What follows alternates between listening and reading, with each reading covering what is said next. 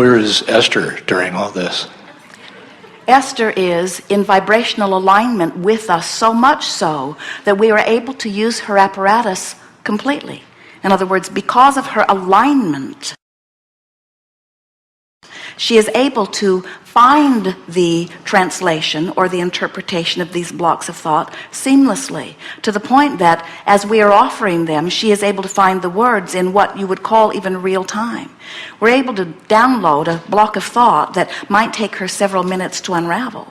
We want you to understand that Esther is not doing anything that you cannot do. In other words, everyone on the planet is an extension of source energy. All Esther did was hear about the possibility of connecting with intelligence that had answers, and then meditate for 9 months by quieting her mind.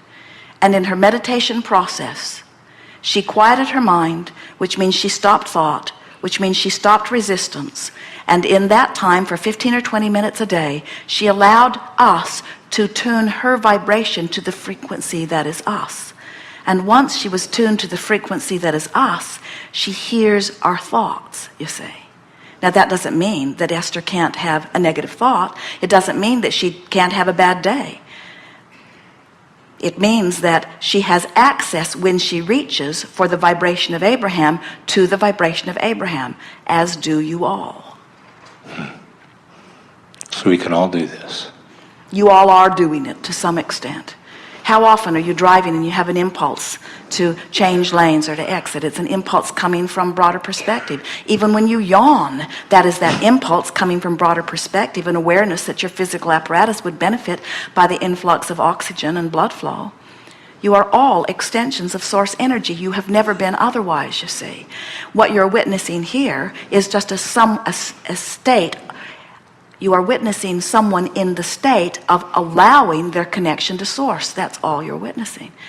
You see that on the basketball court when the player is believing in his skill and inspired to the movement. You see it in the surgery when the physician's hands are guided. You hear it in music. You see it in literature. It is all around you, see. It has never been different from this. This, some call it channeling. Esther doesn't like the word. This is the epitome of inspiration. It's being in vibrational alignment with the energy of my source. So much so that the intent of source is the dominant calling. And as we said earlier today, and we are really enjoying you bringing this back around to this, that when you realize that law of attraction is responding to these dominant vibrations, and when you realize that the vibration of your source is the dominant vibration in the universe, then you understand why this call of source is so powerful and why it feels so uncomfortable when you don't go with it and so good when you do. That's why it feels so good to appreciate someone and so awful to criticize them, even if they deserve the criticism. It still feels awful. That's why it feels so good to positively anticipate and so bad to negatively anticipate.